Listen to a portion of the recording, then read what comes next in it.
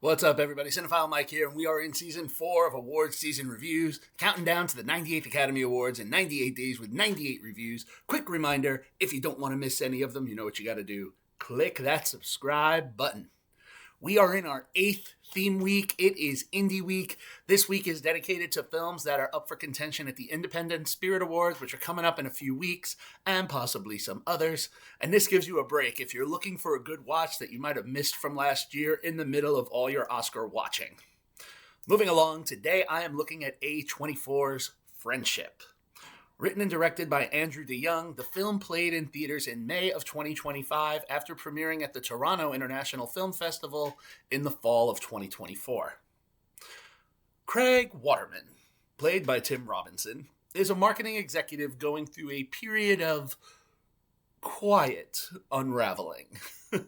His wife Tammy, played by Kate Mara, recently recovered from cancer, is preparing to sell their family home and is increasingly frustrated by Craig's emotional distance and lack of engagement with her flower business. He feels also disconnected from her and their son Stephen, played by Jack Dylan Grazer, and he just feels lost. Now, through a series of events, he meets Austin Carmichael, played by Paul Rudd, their new neighbor and local meteorologist, which leads to an invite to hang out. Now, the first hangout sparks an unexpected connection. Craig and Austin bond over shared frustrations, music, and a mutual sense of dissatisfaction, which leads to a series of increasingly spontaneous outings. Their friendship grows very quickly, pulling Craig out of the emotional fog and giving him a new sense of purpose and energy. Now, as he becomes more invested in this connection, Craig also appears to re-engage with his family and career, encouraged by Austin's enthusiasm and his own personal mantra of, just ask. Now, it feels like a simple friendship begins to take up more space in Craig's life than he knows how to manage. And as Craig is drawn deeper into Austin's orbit, the dynamic starts to shift a little bit.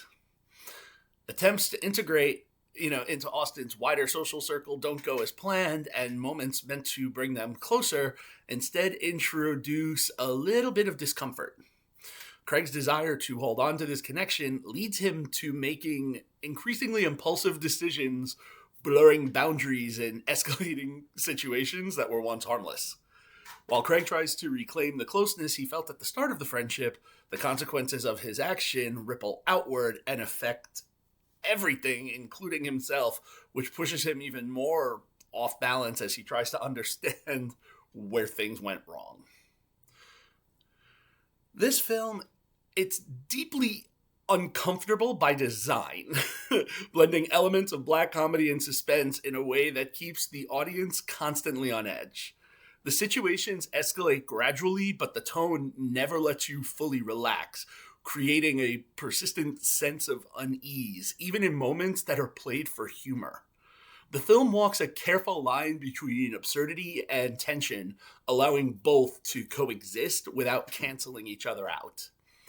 That balance is what gives the story its bite, turning everyday interactions into something quietly unsettling.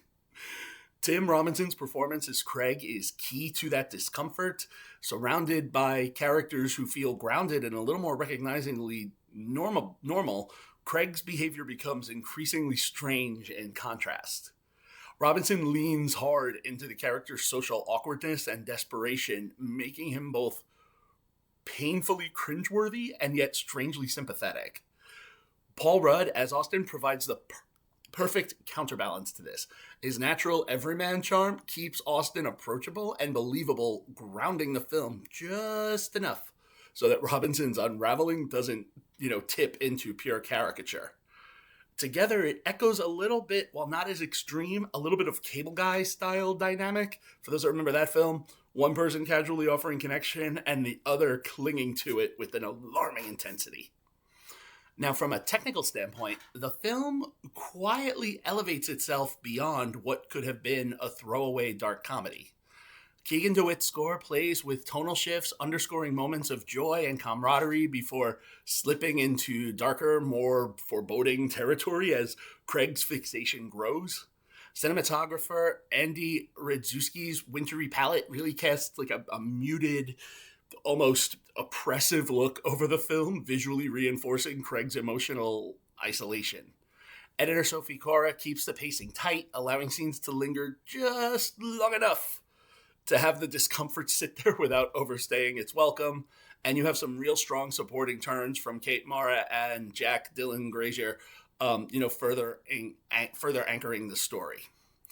Look, at its core, Friendship is a story about the human need for connection taken to extremes. And it never lets you forget how fragile that need can be. Now, let's talk box office and awards. At the end of its run, the film made $16,252,948 domestically and $291,156 internationally, giving it a worldwide take of $16,544,104. Critically, the film is currently sitting with an 88% on the tomato meter from 201 critical reviews and a 73% popcorn meter from over 1,000 audience reviews. Award season-wise, the film is currently nominated for Best First Screenplay for DeYoung at the Independent Spirit Awards. Friendship, named one of the top 10 independent films of the year by the National Board of Review, was also nominated for Best Comedy Movie at the Critics' Choice Awards.